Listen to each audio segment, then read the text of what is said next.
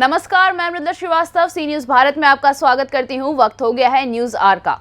उत्तर प्रदेश के जनपद हापुड़ में दुर्गाष्टमी उत्सव व मेले का कर्नल विक्रम सिंह ने मय परिवार के साथ फीता काट कर किया उद्घाटन।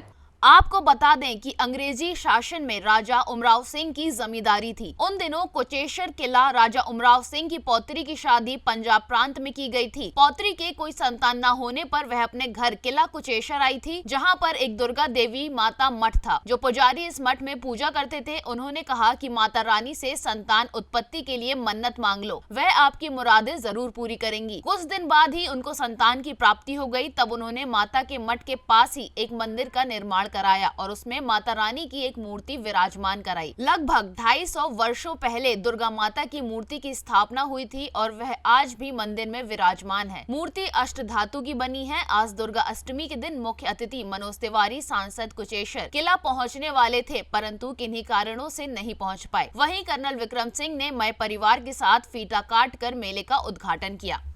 क्या प्रोग्राम रखा था आज आपने और क्या ये आयोजन था, किस तरीके से इसको आयोजित किया गया? देखिए, ये हमारी बहुत पुरानी पुश्तैनी जगह है, कोई 250-300 साल पुरानी है। इसमें 1734 का ये इस्टेब्लिश्ड एक बहुत पुराना किला है।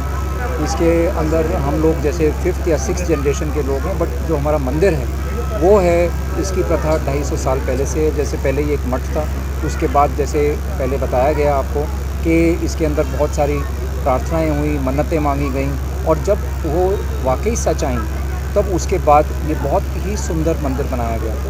उस मंदिर के साथ साथ हर अष्टमी पे इसका एक मेला आयोजन किया जाता है। और ये जो मेला है जो आप देख रहे हैं, ये लगभग मेरे हिसाब से 101 साल से ज़्यादा का ही होगा। अपने अपने तरीके से वो बढ़ता चला गया और आज ये देखेंगे आप कि बहुत ही प्रसिद्ध और बहुत जगह तक ये फैला हुआ है। लेकिन हमने इसे सोचा कि इस बार हम इसको थोड़ा सा और बदल के इसमें थोड़ी और चीज़ें ऐड करते जाएं, कि ना कि जो ये 100 साल पहले से चल रहा था, बल्कि आज 2022 के अंदर जो है, इसके अंदर जो नई चीज़ें हम इसमें ला सकते हैं। जो हमारे लोग यहाँ पर आ रहे हैं, जैसे कि टेक्निकल एजुकेशन, उनके लिए गाइडेंस, करियर गाइडेंस, और बच्चों के एवेन्यूज़, 10वीं के बाद क्या करना है, 12वीं के बाद क्या करना है, इन सब चीज़ों की ट्रेनिंग के लिए हम यहाँ पर एक संस्था, वह भी तो मैं नहीं कह पाऊँगा, पर हम कोशिश ज़रूर करेंगे कि यहाँ पर कुछ ना कुछ एक स्किल डेवलपमेंट सेंटर ज़रूर खुले। कहा जाता है कि यहाँ अग्निवीरों की धरती कहलाती है, शहीदों की धरती है। क्या ऐसा प्रोग्राम बना रहे हैं क्योंकि यहाँ पर से ट्रेनिंग मिलिट्री की दी जाए इस जगह पर? देखिए, हम लोग जब मिलिट्री से जुड़े हुए हैं, तो जब हम ये कहते हैं कि हम सिर्फ मिलिट्री के लिए ट्रेनिंग करें, तो हम थोड़े से ज़्यादा ये सकते हैं कि एक बहुत जल्दी स्टेज पे चैनलाइज होने लगते हैं, जैसे वर्टिकल स्पेशलाइजेशन जिसे बोलते हैं। हम ये चाहेंगे कि एक बच्चे या एक छात्र की ओवरऑल डेवलपमेंट ऐसे स्टेज में आए कि वो ना ही सिर्फ मिलिट्री के लिए बल्कि और भी सारे एवेन्यूज साथ लेके चले। क्योंकि जैसे मैं पेशे से डॉक्टर हूँ, बहुत लोग इतनी सारी ट्रेनिंग लेके जब आते हैं, वो लोग मेडिकली कोई डिस्क्वालीफाई हो जाता है, कोई दौड़ में रह जाता है, एकेडमिकली बहुत अच्छे हैं, तो क्या होता है कि ये लोग बच्चे डिप्रेशन में चले जाते हैं। बहुत लोग ये सोचते हैं कि अब हम क्या करें।